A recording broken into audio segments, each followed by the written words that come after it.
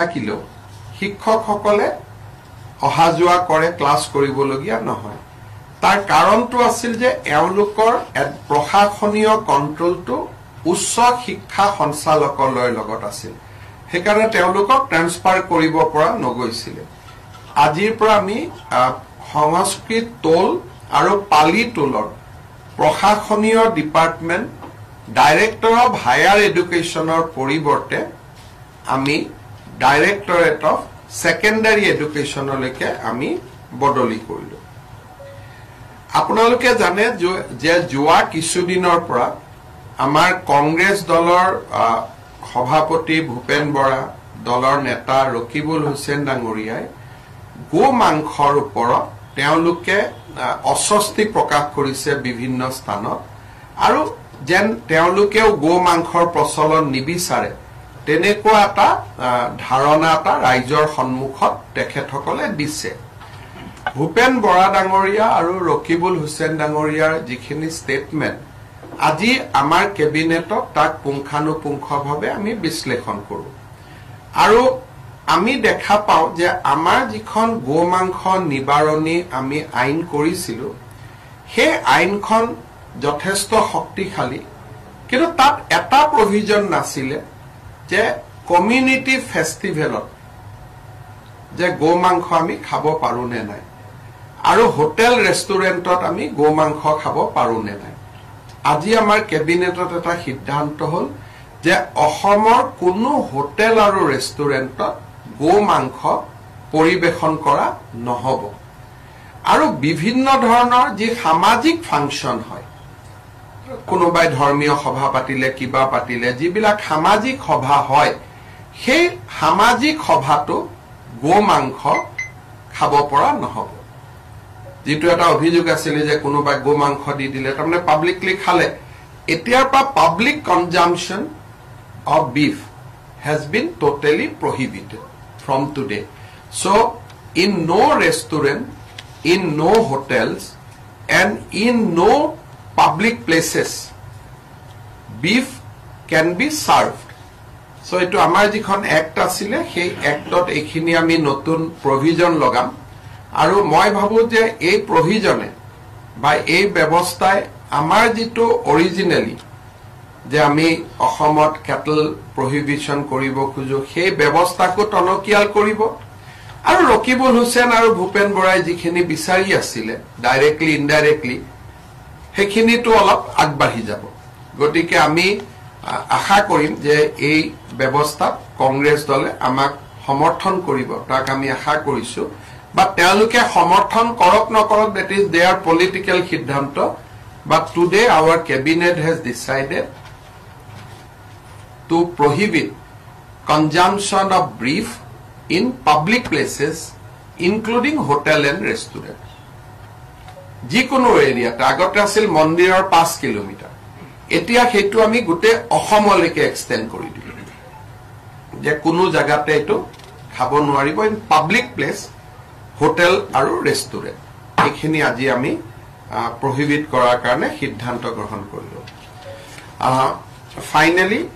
বহুতে মোক খুধে sir cabinet expansion কেতিয়া হ'ব অহা 7 তাৰিখে দিনৰ 12 বজাত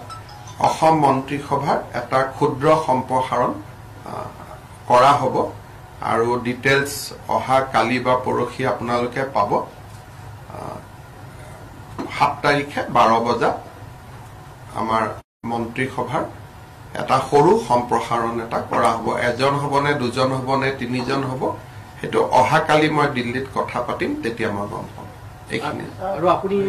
একিদিনত প্ৰধানমন্ত্ৰী ডাঙৰীয়াক সাক্ষাৎ কৰিলো আপোনালোকক আমাৰ প্ৰায় 1 লাখ কোটি টকাৰ অসমৰ ইনফ্ৰাষ্ট্ৰাকচাৰৰ বিভিন্ন প্ৰজেক্ট কেন্দ্ৰত বিভিন্ন পৰ্যায়ত আছে মই কেইটামান আপোনালোকক উদাহৰণ দিছো আমি 25 ফেব্ৰুৱাৰীৰ আগতে আমি কেইবাটাও কাম অনুমোদনৰ কাৰণে চেষ্টা কৰিছো এটা হল বঙাইগাঁও ৰিফাইনাৰী শোধন ক্ষমতা 5 মিলিয়ন মেট্ৰিক টনলৈকে বৃদ্ধি কৰা এটা প্ৰকল্প দ্বিতীয় প্ৰকল্পটো হল নামৰূপৰ যেটো আমাৰ ফাৰ্টিলাইজাৰ কোম্পানী আছে তাৰ যেটো এক্সপানশন প্ৰায় 10,000 কোটি টকা লাগিব সেই প্ৰকল্পৰ অনুমোদন কৰোঁ তৃতীয়তে আমাৰ গুৱাহাটী ৰিং ৰোড নাৰেংগী কুৰুৱা ব্ৰিজ সহ তাৰ যাতে প্ৰধানমন্ত্ৰী ডাঙৰীয়াই আধাৰশিলা কৰিব পৰা অৱস্থালৈকে যায় আমাৰ ইনভেষ্টমেন্ট আৰু ইনফ্ৰাষ্ট্ৰাকচাৰ সামিটৰ আগতে সেই সময়তে যাতে আমাৰ কাজিৰঙাৰ এলিভেটেড কৰিডৰটোৰ ওপৰত এটা সিদ্ধান্ত হয় সেই সময়তে যাতে আমাৰ নুমলীগড় আৰু গহপুৰৰ মাজত টানেলটো সম্পূৰ্ণ হয় তৃতীয়তে আমি এটা বহুত ডাঙৰ প্ৰজেক্টত কাম কৰি আছো হেতু হল গুৱাহাটীৰ পৰা আমি বৰাপানীলৈকে যাম আৰু বৰাপানীৰ পৰা শিলচৰ 4 ঘণ্টাত গৈ পাব পৰা প্ৰায় 25,000 কোটি টকা ব্যয় হ'ব হেতু কয় এক্সপ্ৰেছ হাইৱে অৰ্থাৎ প্ৰথম আপুনি যাব বৰাপানীৰ পৰা সিধাই গৈ আপুনি শিলচৰ এটো যেটো ইষ্ট টু ৱেষ্ট কৰিডৰ হৈ আছে হাফলং দি তাত যেহেতু পাহাৰুৱা ৰাস্তা কেতিয়াবা ভাল হ'ব পাৰে কেতিয়াবা বেয়া হ'ব পাৰে তাৰ কাৰণে এটা বহুত ডাঙৰ প্ৰজেক্ট চিন্তা কৰা হৈছে যে ৰাতিপুৱা আপুনি শিলচৰত গৈ গধূলি যাতে ঘূৰি আহিব পাৰে তেনেকুৱা এটা প্ৰকল্প চিন্তা কৰি তাৰ বিষয়ে আমি প্ৰধানমন্ত্ৰী ডাঙৰীয়াক এটা নিবেদন কৰা হৈছে যে আপুনি এটো কনসিডাৰ কৰক তেতিয়া আমাৰ খুব ফাস্ট হ'ব 1.5 ঘণ্টা বৰাপানী গৈ আৰু নেক্সট 3.5 ঘণ্টাত আপুনি ৰবি কোনটো জায়গাত গৈ পাম পঞ্চগ্ৰামত গৈ পাব পাৰো সো এই এটা ডাঙৰ প্ৰজেক্ট সেকেন্ড হল মৰিগাঁৱৰ পৰা দৰং সংযোগী ব্ৰহ্মপুত্ৰৰ ওপৰত আৰু এখন দলং নাৰেংগী কুৰুৱাৰ লগতে আৰু এখন দলং সো এনেকে বহুত কেইটা প্ৰজেক্ট আমি ভাৰত চৰকাৰৰ লগত কথা পাতি আছো এইবোৰটো এনে সপোন লাগে কিন্তু প্ৰধানমন্ত্ৰী ডাঙৰীয়াই মোক কৈছে যে গোটেই লিষ্টখন নহলেও যিমানখিনি কৰিব পৰা যায় তেখেতে অসমৰ কাৰণে কৰিব চেষ্টা কৰিব গতিকে ইমান ডাঙৰ লিষ্ট হলে 1 লাখ কোটি মান লাগিব কিন্তু তথাপিতো তেখেতে মোক কথা দিছে যেনেকে ৰিফাইনাৰী এক্সপানশনটোতে 8-9,000 কোটি লাগিব ফাৰ্টিলাইজাৰত 10,000 কোটি লাগিব শিলচৰ ৰাস্তাটো হলে 25,000 কোটি টকা লাগিব যদি তলত আমাৰ টানেলটো হয় 12,000 কোটি টকা লাগিব গুৱাহাটী ৰিং ৰোডত 8,000 কোটি এলিভেটেড কৰিডৰটো হলে 8,000 কোটি তাৰমানে গোটেইবোৰ মিলিলে শিলচৰ ৰাস্তাটোত অকলে 25,000 ক্ৰোৰ গতিকে এবিলাক একোটা বহুত ডাঙৰ কথা কিন্তু প্ৰধানমন্ত্ৰী ডাঙৰীয়াই আশ্বাস দিছে যে গোটেই লিষ্টখন নহলেও 25 ফেব্ৰুৱাৰীলৈকে তেওঁ অসমক যিমান পাৰে ভাল খবৰ দিবৰ কাৰণে চেষ্টা কৰিব তাৰ লগত আমাৰ গুৱাহাটীৰ দুই পাৰে জাগিৰোড আৰু পলাশবাৰী এই গোটেই প্ৰকল্পখিনিক লৈ গুৱাহাটীক সামৰি দুখন স্যাটেলাইট সিটিৰো কথা চলি আছে তাতো প্ৰায় 10,000 কোটি টকাৰ বিনিয়োগৰ কথা আছে গতিকে বিভিন্ন ধৰণৰ আঁচনি আমি 25 ফেব্ৰুৱাৰীৰ ভিতৰত অসমৰ কাৰণে ভাল খবৰ যিমান পাৰো লব কৈছো ৰেলৰ ওপৰতো এটা ডাঙৰ প্ৰজেক্ট আছে যে গুৱাহাটীৰ পৰা ডাইৰেক্ট ভুটানলৈকে গেলেফুলৈকে এটা ডেডিকেটেড ৰেল লাইন সো গতিকে বহুত বিলাক সপোন লৈ এবাৰ আমি দিল্লীত আহিছিলো আৰু সকলো মন্ত্ৰীয়ে খুব পজিটিভলি ৰেসপন্স কৰিছে ডিপাৰ্টমেন্টে কৰিছে আৰু বহুত বিলাক কামৰ চৰ্চা হৈছে গতিকে মই ভাবো যে 25 ফেব্ৰুৱাৰীলৈকে আমি এটা এক্সাইটিং টাইম এটা অসমৰ কাৰণে বহু বিলাক কাম আমি 25 ফেব্ৰুৱাৰী সামিটলৈকে কৰিব পাৰিম বুলি মই আশা কৰিছো অখিল গগৈ এটা কথা কৈছিল আপুনি এই বিলাক কামত আৰু অখিল গগৈ আৰু ওপৰত আপুনি 25,000 কোটি টকা ৰাস্তা টানেল এলিভেটেড কৰিডৰ ইয়াৰ লগত অখিল গগৈ খাপ খায় নেকি মই কলো না আপোনালোকৰ কাৰণে অখিল গগৈটো ডাঙৰ মানুহ মোৰ কাৰণে টানেল ডাঙৰ কথা ৰিফাইনাৰী এক্সপানশন ডাঙৰ কথা গতিকে এইটো গোটেই আপুনি এইটো প্ৰশ্ন সুধি যে এতিয়া আপোনাক গালি পাৰিব মানুহ এই খাপ নোখোৱা কথা কৰপা কৈ দিলে স্যাৰ মন্ত্ৰীসভা সম্পৰ্কৰ লগতে ৰাজ্যিক সভাপতিও কিবা ৰাজ্যিক সভাপতি নিয়মতে আমাৰ এজন সভাপতি দুবাৰ থাকিব পাৰে গতিকে ভৱেশ কলিতা ডাঙৰীয়াক দলে দ্বিতীয়বাৰ সভাপতিও নিৰ্বাচন কৰিব পাৰে বা পৰিৱৰ্তনো কৰিব পাৰে কিন্তু ইউজুৱেলি আজিলৈকে আমাৰ দলত যিমান প্ৰেসিডেন্ট হৈছে সকলো দ্বিতীয়বাৰলৈকে দুটা টাৰ্ম সকলোৱে পায় এটো নিয়ম নাড্ডাজিও দুটা টাৰ্ম লৈছে বা দলত গতিকে মই ভাবো যে এটো আমাৰ সংগঠন পৰ্ব পৰ্যায়ক্ৰমে হৈ আছে এই বিষয়ে জানুৱাৰীতে আমি গম পাম আজি আমি গম নাপাওঁ মন্ত্ৰীসভাত বৰাকৰ পৰা স্থান পাব পাৰে নেকি ডেফিনেটলি স্থান পাব বৰাকৰ এজনে পায় নে দুজনে পায় তাৰ কাৰণে এজনো আৰু নামনি এজনে পাব বুলি ওলাইছে অসমখনটো এখনেই আৰু গতিকে অসমৰ পৰাই হ'ব কিন্তু তথাপিতো এতিয়া কেইজন হ'ব অহাকালি মই মহাৰাষ্ট্ৰত যাওঁতে তাতে মই নাড্ডাজী আৰু অমিত শ্বাহজীক লগ পাম তেতিয়া সেই অলপ 2 মিনিটতে বহি পেলাই অনুমোদনটো ল'ব লাগিব কিন্তু মোৰ ফালৰ পৰা মই চিঠিখন দি দিছো কালি গম পাম মোক খালি এটোৱে কৈছে যে তই 7 তাৰিখে কৰিল কোন হ'ব কোন নহ'ব তো কালি জনাম মানে মুঠ 4 জন মান থাকিব পাৰিব এতিয়ালৈকে একোৱে গম নাপাওঁ মইতো গোটেই বৰ্তমান মন্ত্ৰী কোন হ'ব পৰা মন্ত্ৰী কোন গোটেইখনে পঠাই দিছো ভেকেন্সি কিমান গোটেইখিনি দিছো গতিকে অহা কালি গধূলি গম পাম আৰু তাৰপিছত আৰু একো লুকাবলগীয়া নাই আৰু এবাৰ অনুমোদন পালে ৰাজভৱনলৈকে লিখিয়ে দিম তেতিয়া গমে পাব কিন্তু আজিলৈকে এতিয়ালৈকে ময়ো নাজানো মই খালি ডেটটো জানো কিন্তু হয়তো এনেকুৱা হ'ব পাৰে মাত্ৰ এজনে থাকি যাব পাৰে বা তেওঁলোকে ভাবি চিন্তি কিবা পৰিৱৰ্তন কৰিও ক'ব পাৰে মোৰ ভিউজখিনি মই কালি দি দিছো কিন্তু তেওঁলোকে মোক অহা কালি জনাম বুলি কৈছে স্যার গো মাংস নोटिफिकेशन हिंदी में कोई दिबो नेকি নতুন नोटिफिकेशन हमारे असम में हमें गो हत्या को निश्चित करने के लिए कानून लाया थे ये 3 साल हो गया उससे हमें काफी सफलता हम मिला हूं लेकिन अभी आगे जाके हम ये निर्णय किया हूं कि असम में गो मांस कोई भी रेस्टोरेंट और होटल में सर्व नहीं होगा और साथ में कोई पब्लिक फंक्शन में भी या पब्लिक प्लेस में भी ये सर्व नहीं किया जाएगा सो ये हमने कंप्लीटली होटल रेस्टोरेंट और पब्लिक प्लेस में बीफ को हमें